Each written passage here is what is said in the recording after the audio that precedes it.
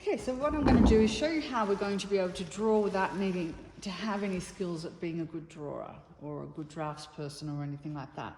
My son seemed to come out of the womb as a natural draftsperson.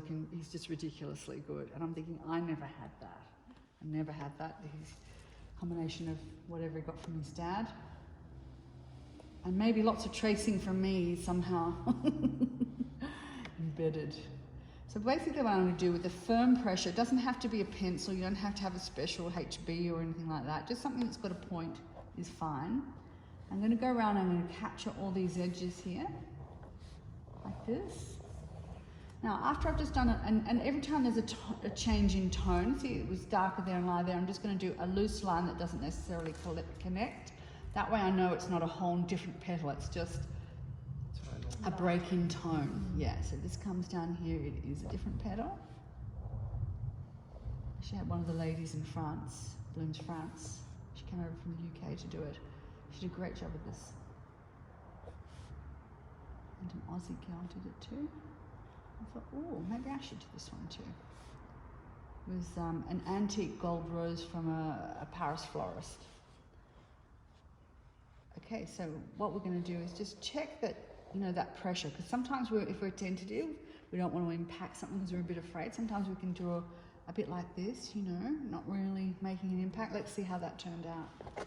Now, the reason we secure it in 4 places is so that if we lift off one area, it's still going to hold its place because we don't want it to shift and end up with double lines. Okay, okay, so you see I've gone lighter there. That was my being timid line, and these are my being firm lines. So we're going to have a drawing afterwards, but before you remove the whole thing, I want you just to peel it back and make sure that there's no obvious lines missing, because while you've got this here, all your information's here. And you can quickly say, oh yes, I forgot to do that one, or I forgot to do that line there. You can just do, you know, do the whole flick and check. So that's what I'd like you to do next. Okay. Off we go.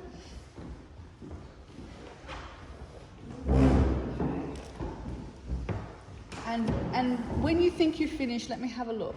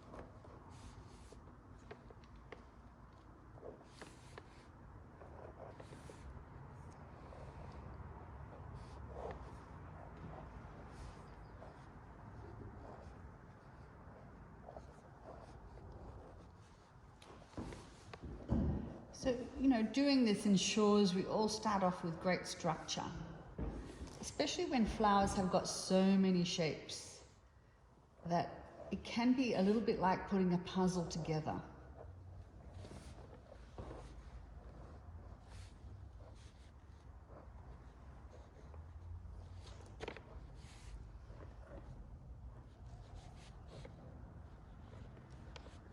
I remember one of my early canvases, I decided to launch in boldly in oils to do a magnolia, and I just freehand drew it and didn't really know much about painting whites.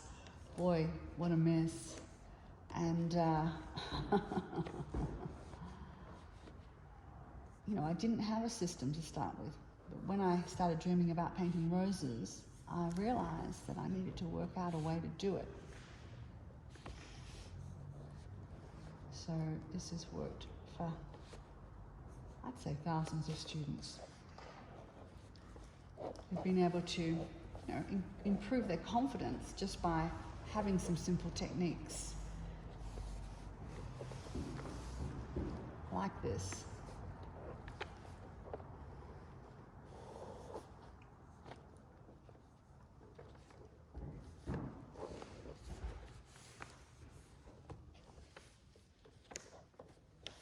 Okay, I think I've got it all. I'm going to peel back and check.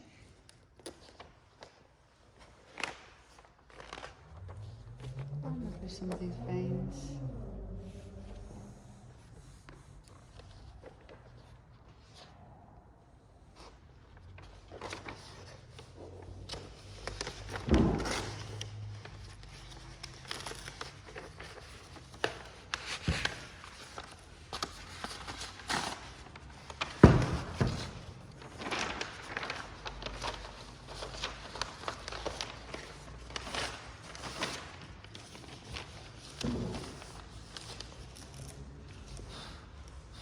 I didn't shake out my charcoal, so it's a little dirtier than probably what yours will turn out. Let's have a look. Yep, it's all there.